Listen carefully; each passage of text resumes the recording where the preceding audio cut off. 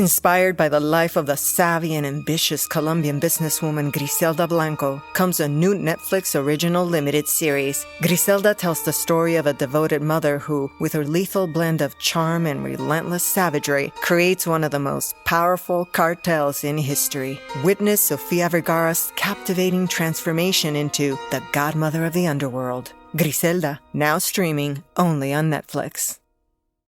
You said you didn't believe in white supremacy because you didn't believe in black inferiority. I don't know who the grand dragon or the grand wizard of the KKK is. I don't know who he is. The highest guy.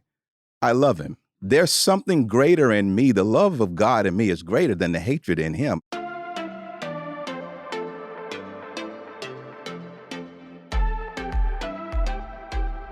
Hey everybody, it's Dr. Phil, but you probably guessed that since you're on Fill in the Blanks. Today we're talking about victimhood culture, a concept that originates in sociology, today defined as a tendency of people to overemphasize the need to protect their sexual, gender, or ethnic identity and to present themselves as victims, even if the alleged offense was minor or nobody even noticed it except them. Maybe it was just all in their mind. I am very excited that my guest today is Pastor James Ward. He says that the core conviction to overcome is the first step to shifting from victim to zero victim thinking. So we're going to talk about Pastor James' book, Zero Victim: Overcoming Injustice with a New Attitude, and ways we can get out of victimhood. And when I say get out of victimhood, it really is an escape, because this can be a prison that we get caught in our lives. It can be a way of looking at things. It can be a lifestyle. It can be an attitude of approach to how we live our lives. And trust me, you have an attitude of approach. Everybody has an attitude of approach. Think about it. Some people come into a room like a house afire. Some people come into a room like a cool breeze. Everybody has an attitude of the way they approach things, and it can really trap you into being a certain way. I think Pastor James has really identified something that I think can be outcome determinative in a person's life. He has written a book that is absolutely compelling. And I want to mention it again before I even let him say the first word. It is Zero Victim: Overcoming Injustice with a New Attitude. So, Pastor James Ward, thank you for being here today. Thanks, Doctor, for having me. It's great to be with you again, and really an honor to be with you. Thanks for the great work you're doing. Well, I had you on the show not too terribly long ago, and I said to LaFern when I walked off there, I said, I am so frustrated because we had other people there, and I said, I need time to do a deep dive with this man. He has so much to say that needs to be heard.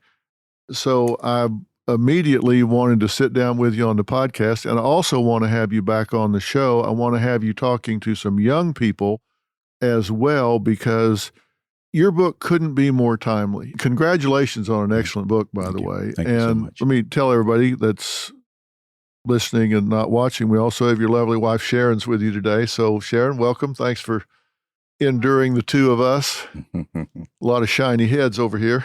But what caused you to write this particular book, Pastor? Well, it's really something that sprang from my own life. You know, just the backstory. I grew up in Tuscaloosa, Alabama, in the South, and Doctor, there was just an understanding, nonverbal understanding that Black people and white people didn't get along. That was the culture there, and that was further clarified by the fact geographically that Tuscaloosa, my hometown, is divided by the Black Warrior River, and it was like the white folks were on the north side of the town and the Black people were on the south side, and you just didn't cross the river. I remember going into third grade at the tail end of integration when we got the news that we were going to be bused to the white side of town. I really don't recall In my mind, seeing a white student, a few teachers at our black school were white, but I really don't recall seeing a white student until I was bused to the north side to go to school. On the way to the north side, you cross the river. There's a geography change. I noticed that the homes were very well, the lawns were very well manicured. The hedges were trimmed. The streets were clean. Just a different world. And something on the inside of me initially said, I belong on this side of town. It's like your outsides. I'm liking this. Yeah, your outsides are catching up with your insides, which has a lot to do even with victim thinking being perpetuated, just the environment. But once we get to the new school, the chalkboards are nice and clean. The building is well lit, fresh paint. All the playground equipment worked. But on the inside, I was saying, you know what, there's going to be some racial problems because black kids and white kids aren't supposed to interact. I had a great teacher who was happened to be a friend of my grandmother's, Southern AME pastor. She was the wife of a Southern pastor. And she happened to be my third grade teacher, but she was the most refined, stately black woman I'd ever met. And she would do something that was revolutionary. She would put our names on the board whenever we did well in class, not for punitive reasons, but whenever we did well, she would put our names up. I noticed that my name was on the board quite often, and something was happening on the inside of me. And really by providence in third grade, it hit me that the white kids around me weren't against me and they weren't keeping me from doing well in school. And from that point, the seed was planted in my mind that I didn't believe in white supremacy because I didn't believe in black inferiority. I understood in third grade that intrinsic worth, knowing my identity, knowing what I was capable of, I could not be robbed of that because of the perceptions of the people that were around me. Now, that was the seed, and that really began to kind of shape my life, and I experienced what I call zero victim relationships all throughout my life, healthy, quality relationships with people of all ethnicities. And, a few years later, many years later, as a matter of fact, I was working at a church in the South suburbs, which is a church I pastor now. And we took an attitudinal assessment. And in that attitudinal assessment, one of the categories, it graded the degree to which you saw yourself as a victim. My score comes back as 0. And eventually the guy who facilitated the assessment said, you know what, I need to talk. I've never seen anybody score 0 in the area of victim thinking. Where did that come from? How did you approach life? What is your thinking? And I explained to him what happened to me in third grade when I was really liberated and freed from understanding and believing that the people around me could marginalize my life. Now, that's not to say that we don't have a number of challenges in our society and broken systems. Of course we do. Broken people create broken systems, but not being a victim of the system and knowing that the things that are in me, what God has placed in me, who I am, those are much, much more powerful forces than the opposition that comes against me. And I think that's the premise of zero victim mindset. Imagine what people could do in life if they did not believe that they were victims. Of course, things happen, but, Well, of course. And let me ask you about that.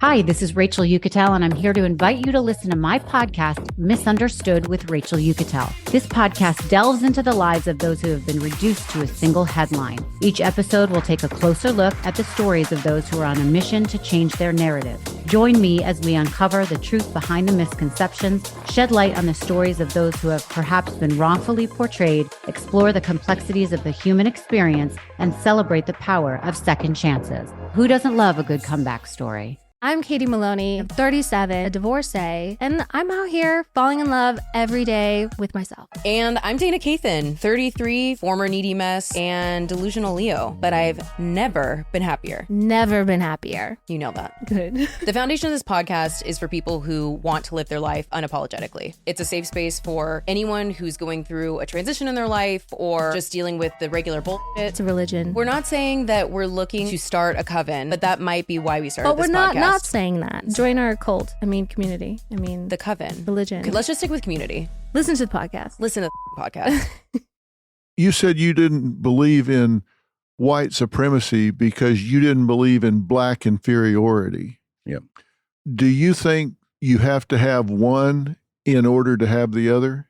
Do you think that the black man, the black woman, the black child has to be instilled with a feeling of inferiority for white supremacy to reign? You have to buy in at some point. And I'm not saying that there are not legitimate instances of folks that you interact with that communicate that, or sometimes you're in a situation where there are inequities in terms of power and privilege and those kinds of things. Absolutely.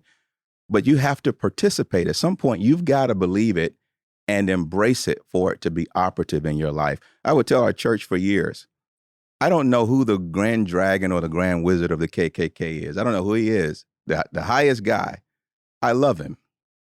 Now, he has problems. He has a number of different things that he needs to work out in his life. But as far as James Ward, I love him.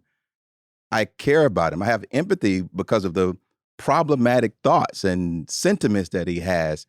There's something greater in me. The love of God in me is greater than the hatred in him. I would never allow him to be in power over me, for his hatred for me to undermine my love for him. That's the power of zero victim thinking.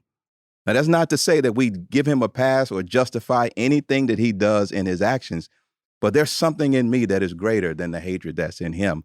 If we could ever get that message, I think it's revolutionary and it's a game changer to the things we're dealing with in life. Well, that's why I think your book is so well written and so timely. I'm a great student of Thomas Sowell, who is part of the Hoover Project at Stanford University. And he talks about a lot of systemic racism. And he says some of what you're saying, in that you have to buy into it. He's not saying that it's not built into Correct. society, but that you have to be willing to bend to it in order for it to have agency in your life.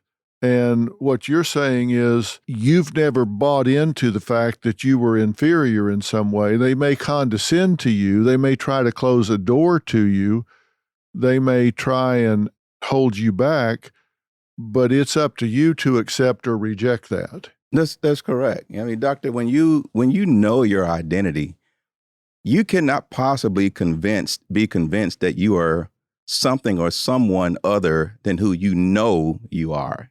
If you try to convince me that I'm an automobile right now, I would think that you're insane, not me. And so when I have a grasp of my identity, knowing that I've been made in the image of God, every human has been made in the image of God, the Imago Dei. When I understand that, you rob or disempower other people in terms of their right and their capacity to define or to redefine.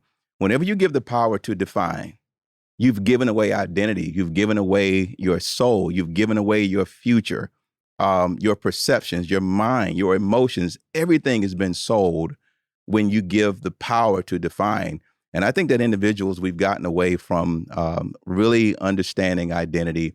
I think that there's no freedom from victim thinking without faith. I think faith has a tremendous role, an essential role in understanding it. But it really comes back to the identity of who an individual is and not feeling that you've been defined by situations or circumstances. Victimization happens in life. It's an event that happens in life. But victim thinking has to do with the residual effect of that victimization, that it's inevitable and it's an elongated period of time that you are living in the aftermath of a traumatic event that happened in your life. We can't control victimizations. It's part of life. The world is a hostile world. But how we respond to those things is our responsibility. You don't deny the fact that you and Sharon might go to buy a house and they might turn you away because of your skin color, or you might go to sell a house and get 20% less for it because you are a black couple. They say, well, we're going to appraise this for 20 or 25% less, which we know exists because of redlining. Correct. In the real estate industry. I've read 3 or 4 articles on that just this week for a show we're doing to out that as still happening. So you're saying, yeah, that can happen. Yep. We can be victimized by that, But if we then walk away from that and allow it to color the filter through which we see the world from that point on, that's our choice. That's correct. Yeah. That's where victimhood comes in, that we begin to see things through a victim lens and begin to take on the role of victimhood. Yeah. Because after that incident, who really loses? It's not the victimizer, it's the victim. And the intensity that I have for communicating the zero victim message is because victimization happens. And so it's not a denial at all. You know, folks have kind of misunderstood my premise in some cases and say, well, you just kind of acknowledge that you don't want to acknowledge that things happen and there's racism and there's systemic. No, I acknowledge that they exist, which is exactly why we need to get prepared mentally, spiritually, and emotionally to deal with those things. As a pastor, I've often said that I've discovered that the people who do well in life are the people who learn to manage their challenges well, because the challenges are inevitable. Pitfalls of victimization, they're inevitable. I say that we have a sin problem. It's not a skin problem. So there's an infection in the human heart that makes people discriminate and treat each other the way that we do. And it has little to do with skin color. From a biblical standpoint, let's go back to Genesis 4, when Cain killed his own brother Abel. Same mother, same ethnicity, same race. And you see an expression of sin and wickedness in his heart. So I say it's a sin problem, not a skin problem. When we're empowered to deal with the problems and the injustices and the inequities that we're dealing with in life, it gives us opportunity to be victorious over those. So let's go back to that incident when you use in terms of the home. The victimizer, sure, there's discrimination. Some kind of injustice has been committed against me because I was not able to purchase a home at that time or the price changed. But I'm not going to perpetually allow my children and my grandchildren to suffer at the hands of some victimizer. I will not give them that kind of power and that kind of authority to control my destiny in life. Am I giving any justification to the fact that it happened? Absolutely not. It should be dealt with, but I'm going to deny the opportunity to control my life. That's the power of zero victim thinking. Well, I didn't read you in the book as being a denier at all, being naive at all, seeing the world through rose-colored glasses at all, or asking your reader to do the same. In fact, I read you as saying, this is real, this happens, so you better get ready for it and check your mind. In fact, you say in the book that people with a victimhood mentality are undisciplined thinkers, I think is how you referred to it, as undisciplined thinkers. You're not checking your thinking. You're letting somebody else control your thinking. You're not being disciplined in your thinking. Yeah, undisciplined emotionally. Right. I talk about that as well, which I think is a conversation that's not happening. And I just want to be clear, we're not being condescending to people at all. But I think that people who are undisciplined emotionally are all over the nation right now. I think that this is the problem. I don't think that times are getting harder. I think people are getting weaker in some situations. I think that we're not conditioning and tempering our hearts and our minds to deal with the things that we're facing off with. Victim mentality right now, it's like being in a maximum security prison with no walls.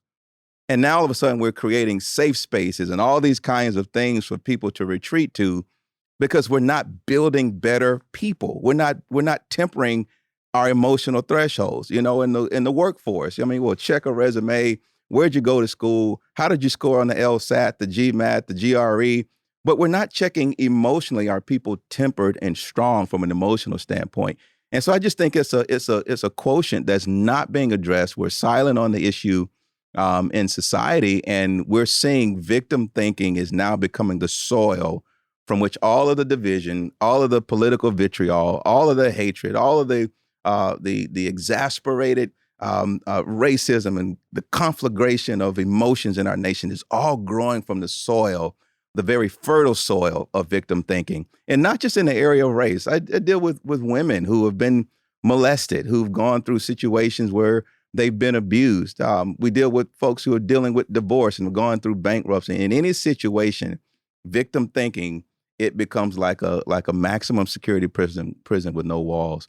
And my heart is to see people free, to see people liberated, to live in the dignity, to live out the fullness of God's call for their life.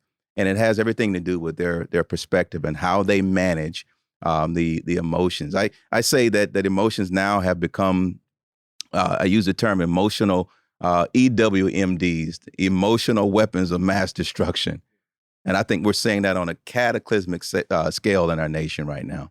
Well, I think you're right about what you're saying. One of the things that really jumped out at me that you said was, if we want to see a better nation, we must start by creating better, stronger people who do not see themselves as victims. And I worry right now when I see what's happening in schools, both K through 12 and in universities, that we are coddling, that we're not preparing students for the real world, because we're, like you said, it's like the prison without walls.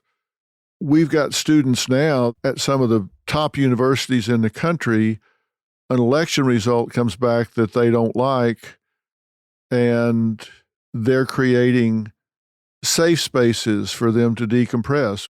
We have some universities that have brought in puppies for them to hold so they can not be so anxious. And we have students that are getting tenured professors disciplined, suspended, and fired because they're offended by some of their ideology. I thought we went to the university to hear other people's point of view. That's correct. To steel ourselves against things we didn't believe, or to be influenced by something we hadn't considered before.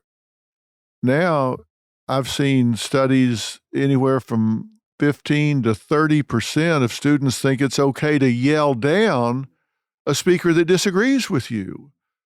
And students complaining if they're asked to take the other side of an argument on a final exam, the side they don't agree with, and argue that side to show that they've studied both sides of something.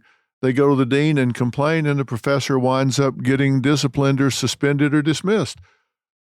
We're not preparing strong people, because when you get out into the dog-eat-dog world where there's a lot of dogs after them bones, you better be tough and ready to go, and not whining and being a victim where you say you've been damaged, you say you've been hurt. Yeah, that's correct. And I think we're I mean, actually, it's ironic you mentioned the university campus.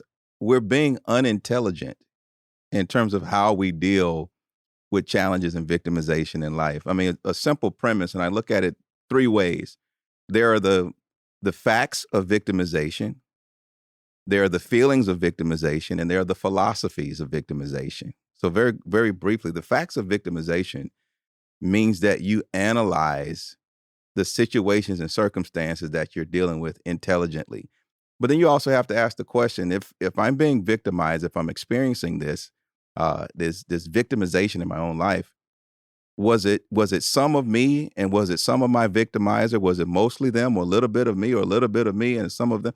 When you talk about the facts of victimization, in most situations, when you analyze what actually transpired, it's not as bad as it's augmented. It's not as bad as how you feel it to be. So number one, we have to talk about the facts of victimization and be honest about those and be truthful. John 8:32, from a biblical standpoint, Jesus said you should know the truth, and the truth shall make you free. We got to start with the truth and the facts of victimization. Number two, there are feelings of victimization. Now you're talking about my emotional response, which is absolutely subjective, and that can go anywhere in any number of different directions. I think we're encouraging the feelings of victimization. We're not putting any premium on the facts of victimization. And then thirdly, that leads to philosophies of victimization that now is being taught, is being marketed, is being politicized, is being weaponized. And you're now seeing a growing movement that is being pushed in terms of the victim narrative. I think that many politicians have recognized that the greatest political capital in our nation right now is victim thinking.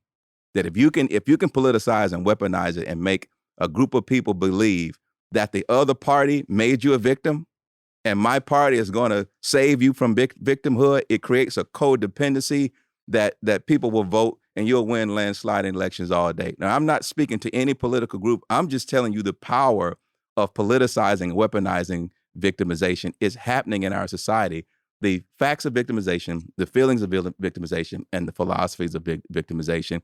And the university campus is exactly where we should be addressing these issues, as well as churches. I think that pastors like myself have a tremendous role to play in how we deal with this. We've all seen the headlines in the news of how someone lost their life in an act of cold-blooded murder. And while it's sad and grabs your attention, most people go on with their day without giving it another thought. But have you ever stopped to think about the life of the person at the center of the news story? They were more than just a headline or a statistic. They were someone's loved one or friend. I'm Mike Morford, and my podcast, The Murder in My Family, dives into some of those stories to help listeners get to know the person who was lost and how their death affected those closest to them. Listen to The Murder in My Family everywhere you listen to podcasts. There are well over 100 episodes to binge on now.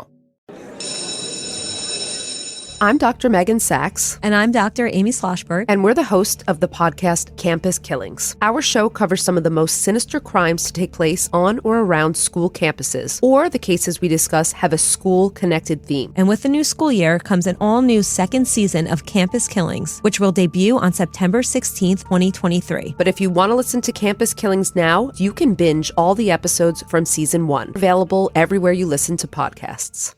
Well, I think you're exactly right about victimizing. I read an article today from the Wall Street Journal about an analyst saying that that's how Trump got elected, that he came along and addressed a lot of white men who had lost a lot of opportunities over the last 20 or 30 years, that in 1965, there was one woman, I believe it was, in the Harvard Medical School graduating class. It was either one woman or one black. Fast forward like 40 years, and there were like 47, which means there were 47 less white men in that group. So he addressed all of these sort of things that nobody had been saying, and here are all of these guys that are supposedly the ones with a man's world privilege, white privilege, male privilege, who couldn't feel like they were able to whine or complain. And here comes somebody that's whining and complaining for them, and they all jumped on that bandwagon because they wanted to be victims but didn't feel like they could complain. And he gave them the opportunity to weaponize that victimization, and they jumped on the bandwagon. I'm talking to Pastor James Ward, and if you've just started paying attention or listening, he is the author of Zero Victim, Overcoming Injustice with a New Attitude. And the attitude is own your course through this life. Own your feelings, own your thinking, own your choices, that you don't have to step into the victim role. You can reject that. Let me say very clearly, he is not denying that there is systemic racism. He is not denying that there are people out there that will victimize you. He is not denying that there are circumstances or situations that will prey upon you, and that you don't have a choice about that. What he's saying is you have a complete choice about what you do about it, what you say to yourself about it, whether you put it on and wear it like a coat, or whether you throw it off and say, I'm going to choose how I react to this. Fair statement? Very, very fair. Accurate. Zero victim thinking is preventative. It's preemptive.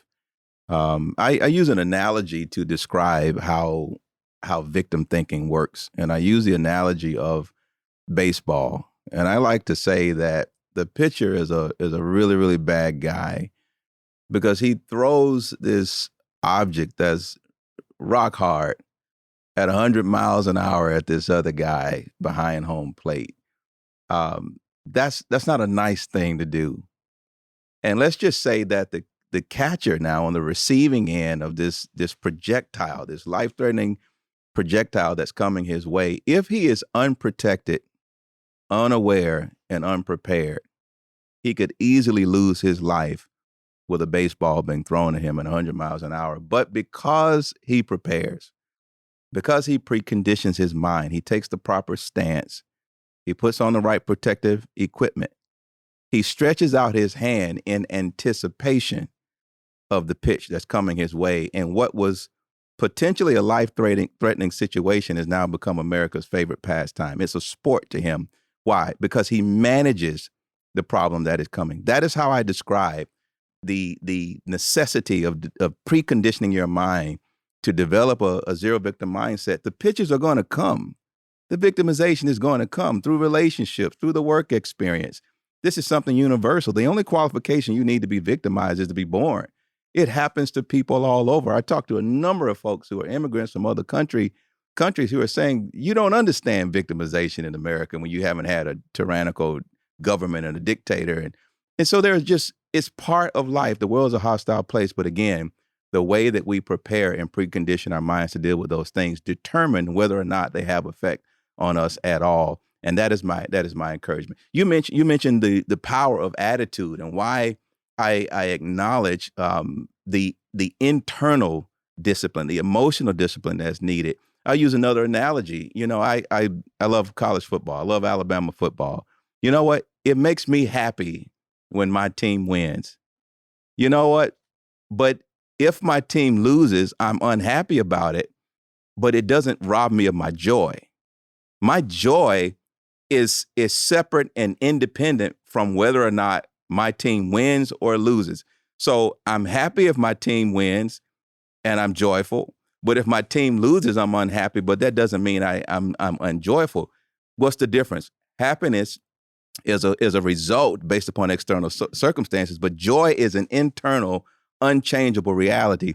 The same thing is true with freedom. The same thing is true with zero victim thinking. We got to build better people and equip people. I think this should be taught in the school systems. I think it should be taught in churches, that we've got to help folks be equipped to face off with the challenges that we're all facing, and really begin to kind of put this in the right framework. Yeah, you said something that I thought was really, really interesting, and I hope people hear this in an action-oriented way. You said everything we know is something we learned. Let's think about that for a minute, because that's a simple statement, but it's really profound. Anything that's been learned can be unlearned. Correct.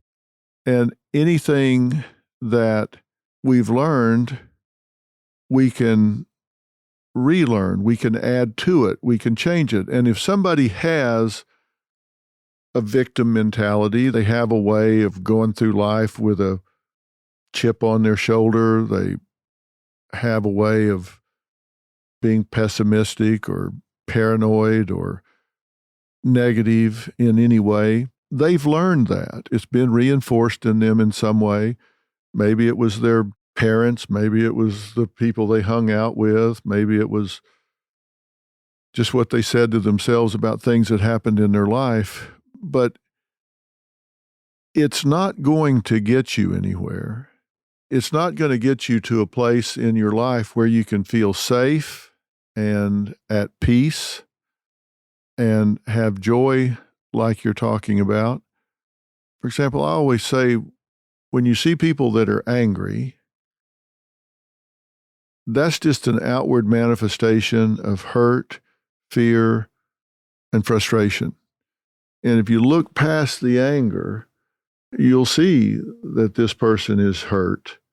It's like a cornered animal. It's like they're afraid. And what I want people to hear you saying, what I want young men to hear you saying is, okay, wait a minute. I can continue to do what I'm doing, but play this movie out till the end. What if I continue to have a chip on my shoulder? What if I continue to play the victim? What if I continue to feel put upon and be the angry young black man? Okay, where's that headed? Where's that going to get you? As opposed to saying, wait a minute, I'm smart, I'm able-bodied, I'm capable, I can choose my own course here. Those are two different paths that have two different destinations. And the destination you're advocating is to star in your own life, to write your own script and get where you want to go instead of where somebody's setting you up to be. That's correct. Yeah. But they don't teach that in schools. We barely teach reading, writing, and arithmetic, let alone how to deal with the challenges of life, the disappointments, the conflicts, the frustrations. We don't really teach that at any level in school, which I advocate for, but they don't seem to do it much. Yeah, yeah. You know, God created us to live life from the inside out, not from the outside in. If any person is subject to living life from the outside in based upon external circumstances, your life will be a constant yo-yo and you will never have peace. You'll never have peace of mind. You'll never experience emotional peace when you live in response to the external stimuli. I've studied Viktor Frankl a little bit, an Austrian Holocaust survivor. And he makes a statement that between every stimulus and every response, there's a space. And I've embraced that idea and taken it a little further in the zero victim message and saying that life is filled with stimulus in every situation.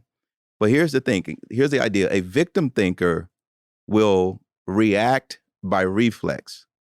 A zero victim thinker will respond by reason. So in other words, there's always a stimulus. There's always a trigger. There's always an injustice or something that happened that took place. There will always be victimizations in life. It's part of life. But a victim thinker will react by reflex. And before you know it, you just reacted a certain way emotionally. I say that it's important for us to act intelligently and not react emotionally in any situation.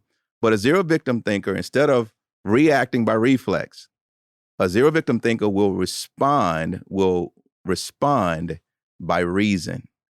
There's a big difference between reacting and responding to things that happen to us in life. And here's the fallout.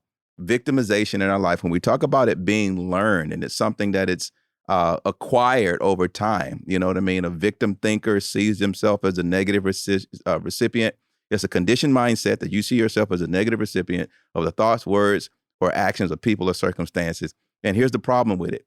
Victim thinking works like a set of lenses that once you put those lenses on, you will literally read victimization into everything that happens to you in life. I talk with young women that maybe a dating situation went bad a few times. And you know what?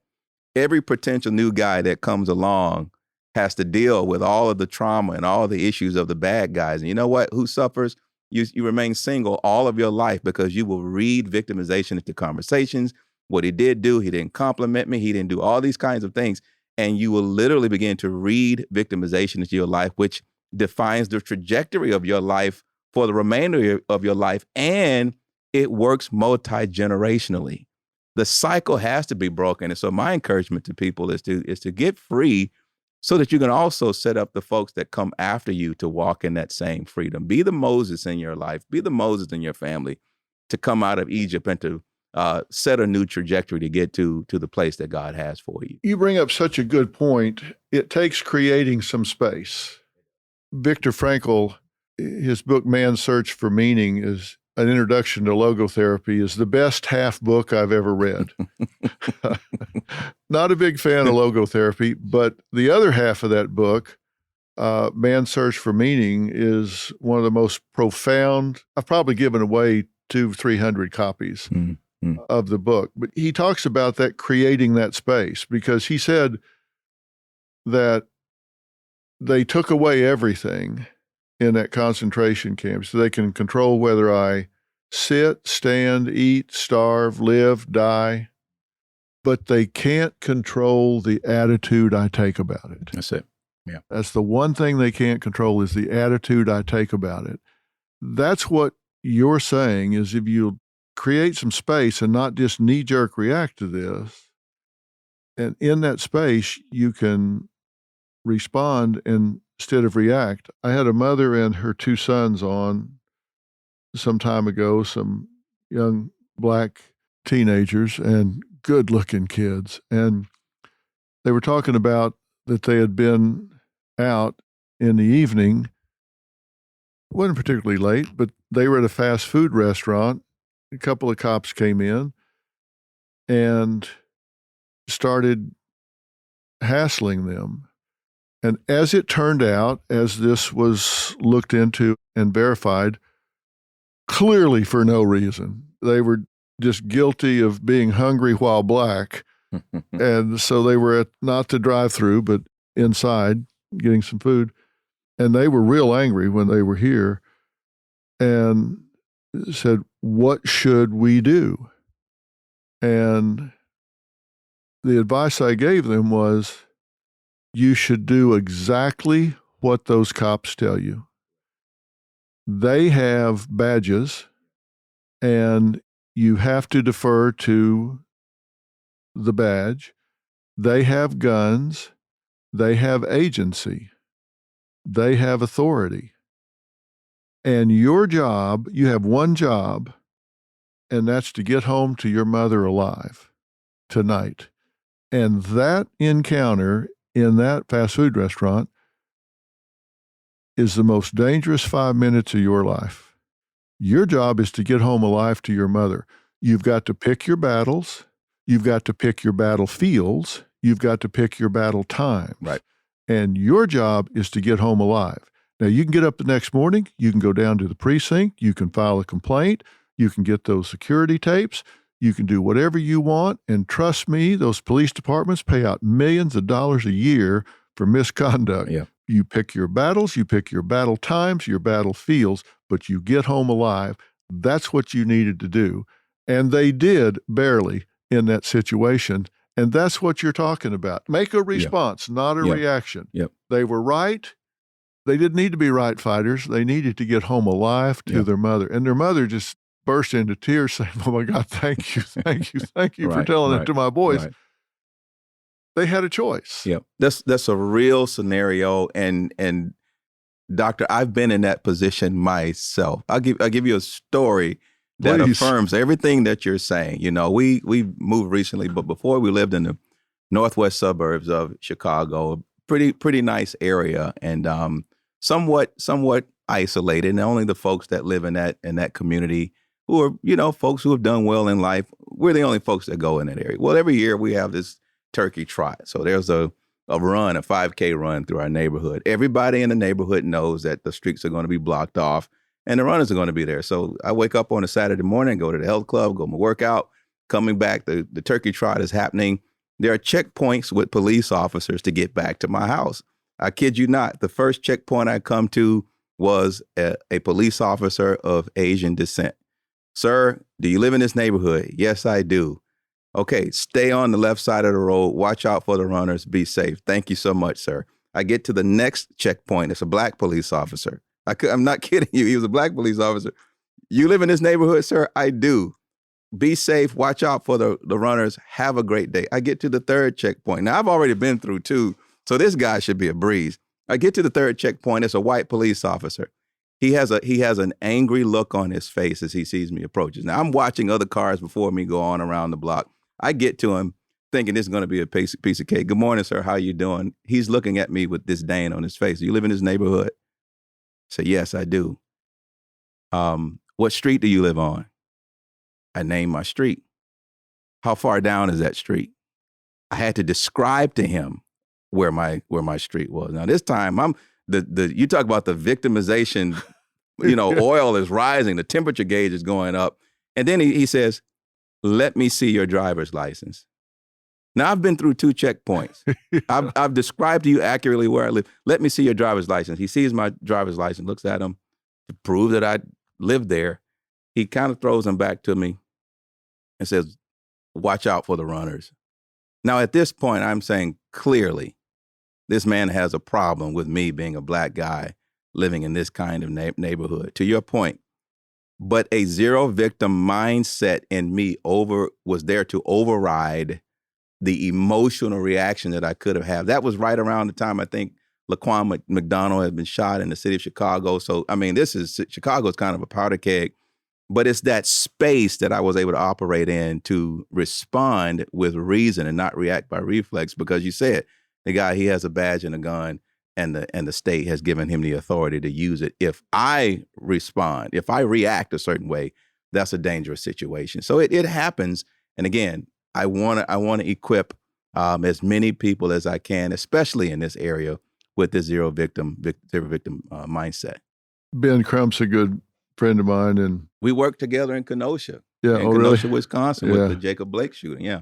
Yeah, we've done most of the really high-profile tragedies, and we've worked together for years.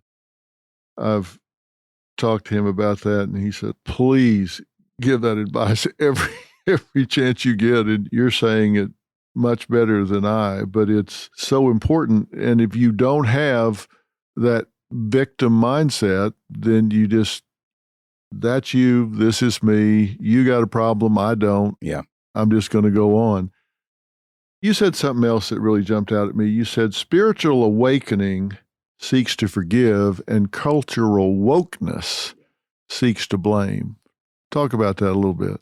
Yeah, so there's where we are as a nation. I do believe that this is one of the advantages and maybe the just the timing of what's happening in society, that I'm grateful to be a pastor. I like to say that I'm called to speak at the intersection of spirituality and intersectionality. All of the challenges that we experiencing in society that are growing is because of intersectionality. You got all these different qualities that are starting to intersect. And we all know, for the listeners that may not understand intersectionality, it's a bad intersection. There's some intersection that traffic accidents happen because the visibility is bad and a number of different things. And so where spirituality meets intersectionality, as Sharon and I believe that God has called us to be America's pastors, to stand at that point to help us understand where spirituality meets intersectionality. There is a spiritual component. There's a faith component. I can really talk about, again, the human heart, that when we deal with what's happening in society, whether it's a police officer or any person, that an abuser or the victimizer that commits some kind of injustice, it's a heart issue. Mark chapter 7, Jesus says, evil comes from the human heart. It comes from within. We have to deal with the spiritual side of that. I like to say, even from a social standpoint, that spiritual law, every society is governed by three kinds of law: spiritual law, moral law, and civil law. Wherever you go, those three laws govern society. I like to say that spiritual law is the father, moral law is the mother, and they conceive to give birth to a child called civil law. We cannot fix the problems, the people problems in our society with civil laws. Civil law is not intended to make better people. I have a good friend who's a former police chief, and I would tell him, hey, if I do my job well, spiritually and morally, it'll make your job a whole lot easier. We got to deal with people. And here's the issue. Civil law is incapable of making better people. You can't produce better people with civil law. It's not intended to do that. And so I think that this conversation about the role of spiritual law and moral law in shaping our society, I think, has been underserved. And I do think that that is where, as pastors, we can speak into that space and should speak in that space. Not that we're here to force everybody in America to become a Christian or to practice a certain religion. That's wonderful. That's my prayer as a Christian and a pastor. I want to see everyone come to faith in Christ. But that's not the intent even of the scriptures, to force people or to legislate that people practice a certain faith. But you cannot solve and deal with the wickedness and the evil that is obvious in our society without dealing with faith and without dealing with spiritual and moral law. I think we've got to reintroduce that conversation. And that is why I talk about the zero victim mindset from a faith perspective. I'll give you the bottom line premise when I talk about zero victim mindset in the role of faith. Think about the life of Jesus Christ himself. The only innocent man that ever lived suffered the greatest injustice that the world has ever known, of being brutally crucified for someone else's sins. And while in the process of still being victimized, he's already praying and exercising the power of love and forgiveness, saying, Father, forgive them. Get this, for they don't know what they're doing. And I'd like to remind us, Doctor, that every injustice in society is a lesser infraction and a lesser injustice than that injustice. And so the power of love, forgiveness, the power of unity, we've not we've not dealt on that side of the ledger in dealing with the problems that we're seeing in society, but we'll never get there if we don't start with a zero victim mindset. I like to say that zero victim thinking, it calls folks out of their end zone to the 50-yard line for us to begin once again to have those conversations about facts of victimization, feelings of victimization, and the philosophies of victimization. That kind of thinking that you're describing would go a long way to getting the divisiveness in this country to narrow, to bring people to a willingness to start talking to people that have a different position on some of these core issues right now. Because right now, we're seeing people that disagree with us as the enemy. Not just somebody that disagrees with us, but the enemy. And enemies are people that we see as attacking us, taking advantage of us, doing bad things to us. And there's no way you can do that unless you see yourself as being under attack. I think it's terrible that we've gotten to the point where we really do see anybody that disagrees with us as an enemy. And I know people say, oh, this is the worst it's ever been in America. They forget about the Civil War. It seemed like things got a little bit worse then. I was around when we had the demonstrations against Vietnam, and I think we were as close to this country melting down then probably as we've ever been. So there have been other times, and we seem to have come out the other side of that, maybe better, at least okay. But I don't know that we've put on our victim hats and painted our counterparts as enemy as much as we do now. I think what you're saying is really important to say, let's talk this through. Let's really share. And it goes back to what we started talking about. We need stronger people where we don't have to feel so threatened every step of the way. And there's a greater tragedy, Dr. Phil. I'm glad you mentioned the Civil War. There's another spiritual principle. When I talk about spiritual and moral law, Jesus says this: a house divided against itself, it won't stand. And at some point, we have to recognize that the division in our nation will eventually become an irreversible problem, a greater problem that now we're talking about the essence of our nation now can implode. I'm talking about our nation can literally implode if we don't get a grip on the division that's taking place. And zero victim thinking neutralizes that so that we can at least be civil and respectful and intelligent about our discourse to respond by reason to these challenges. I have no doubt in my mind that we are sensible and intelligent enough to solve every problem we're dealing with in America. I don't believe that we're some kind of specimens in a test lab to just react to whatever happens in life. God created us in his image to be very intelligent. I think we're more than capable of solving the issues that we need to in life. But again, there's such an emotional, visceral reaction that's being monetized, weaponized, politicized. Who's gaining from the division in our society? That's another question that has to be asked. But I think there's no question at all that we can address these issues if we can ever sit down from a zero victim perspective. You used to be able to have a debate and then walk off the Senate floor and go have lunch with your adversary and come back. And the comment I get now is, well, if it's all the same to you, I don't want to go have lunch with a baby killer. Well, okay, I understand, but let's find maybe a place to start. Yeah. We don't have to go there on the first sandwich. Let's find a place to at least treat each other with dignity and respect. Sure. And maybe we can find something that we can both live with.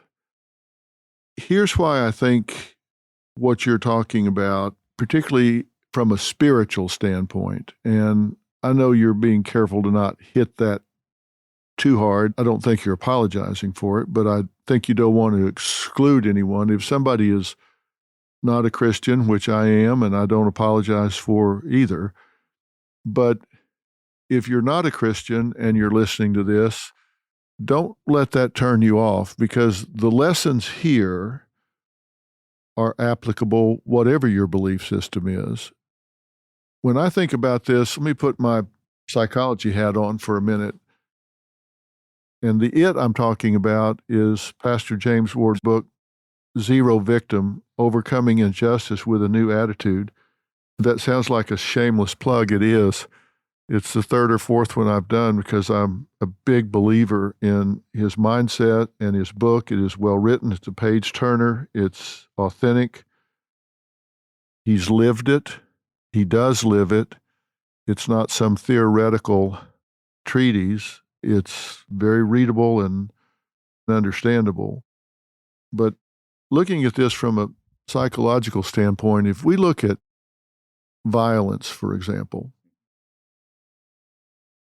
you go into a neighborhood in Chicago, LA, New York, or whatever, and they'll say, well, they're violent neighborhoods. You can identify neighborhoods where the violence is located, but research tells us that within that neighborhood, there are locations within a neighborhood where most of the violence is centered. You can go into a few city blocks and you can find portions of blocks where there are micro locations, and you can identify sometimes what you can count on both hands where the perpetrators for 80 or 90% of the violence are among bad actors you can count on both hands. It might be 6, 8, 10 people in a micro-focused area within a neighborhood. That means if the right people, the police officers, the social workers, the parole officers, the probation officers, can get this mentality and sit down with those young men, and they are men, and they are young, and they are identifiable. We know who they are. We know who's doing what they're doing. And get this across to them that they do have a choice and that it's them that needs to take off the glasses that see the world in this way. Significant changes can be made with a relatively small number of people in every community. That's correct. Because we know who they are, we know where they are, and you're talking about a mindset they need to embrace. And if they will, then the whole tenor of the neighborhood can change. Yeah. I've seen it when we take them out and we incarcerate them, but they tend to come back, or somebody tends to come up in their place. But if instead of doing that, you change their leadership, you change their influence, then you can change the tenor of the whole neighborhood. And Doctor, I'll add one more component to that, which I'm the greatest advocate for: family.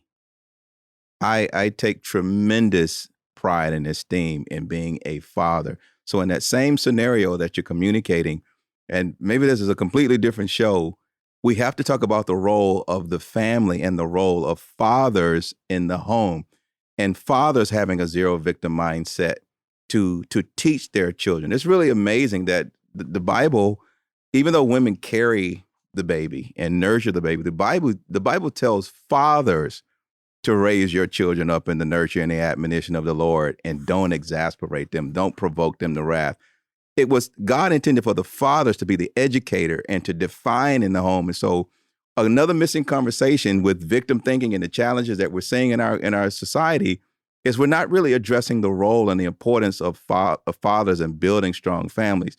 Now, the second part of that, when we talk about, just the attitude, the overall attitude of victim thinking, we get to travel the nation and, even internationally quite a bit. I get to meet people from all over America, and I'm amazed at the common denominators of decency, living a good life, a quality life, that most people in America want the exact same thing. And when you talk about those micro pockets, those small areas where you're seeing trouble come from those areas, I think the same thing is happening in our nation with the division, that it's not widespread across the nation. The nation is not as divided as we're being taught and told that it really is. Most people, I think, have unified around the common denominators: good old fashioned life, liberty, and the pursuit of happiness. My one criticism of Thomas Jefferson, I said he got the order wrong. Instead of life, liberty, and pursuit of happiness, it should be liberty, the pursuit of happiness, and life. I think everything starts with being free.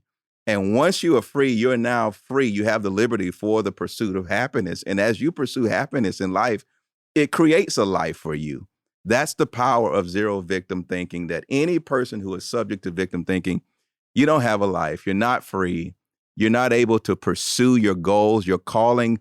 You lose the dignity of being who God created you to be, to give your best, to be your best, not only for yourself and your family, but for your community. Don't deprive the world of the greatness and the great potential that is inside you because you're living subject to victim thinking. I really want to see a mass liberation take place and see this broken over our nation. I think it'll lead us to a place that we'll all benefit in ways that we've never imagined before. And that's where forgiveness comes in. Yes. You can't do it if you're angry. And I didn't have the greatest role model because my father was a really bad alcoholic and gone a lot. That's where faith in the Bible came in for me, because that's where I learned about the role of the man in the family, to be a provider, a protector, a teacher, and a leader. Once you kind of have that written on the slate of your brain, then you kind of think, my job's well defined. I can't unlearn that. So you have to step up into it wherever you were taught it. You couldn't be more right about the fathers. And in many of these situations, they're sadly incarcerated. So, So think about it. To your point, many of the young men, let's go back to just this kind of cycle of saying, young black men with these encounters with white police officers. In many situations, those young men, their first encounter with any kind of authority figure is with that police officer. And it was never intended to be that way. And you didn't grow up with an encounter with an authority figure in the home. The dad is God's police officer. Your first police officer and the first disciplinarian is the father in the home. Well, if you have kids that are growing up that have not had a father in the home, and you put them, in confrontation with the ultimate authority, that's never going to turn out well. Yeah, and they've been programmed before they ever get there. Well, Pastor, I've kept you way longer than we bargained for, and I could talk to you forever. Pastor James Ward's book is Zero Victim. You've heard me talk about it time and again as we've been going through this.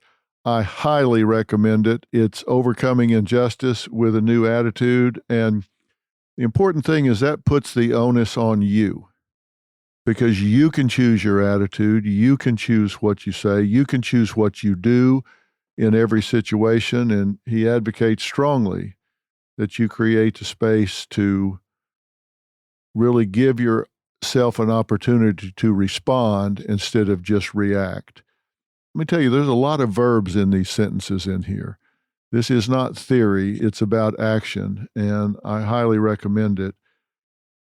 We're going to be dealing with a lot of what you talk about here throughout the rest of this season and year, and I hope we can get you back with us again to talk to some of these people that will benefit from this and intervene with some of these stories. I know how busy you are. I know how much you travel, but it would really be great to get you back in here again, to get you on the stage again. It'd be my honor, my pleasure. Thank you so much. Thank you so much. Sharon, thank you for sitting through this.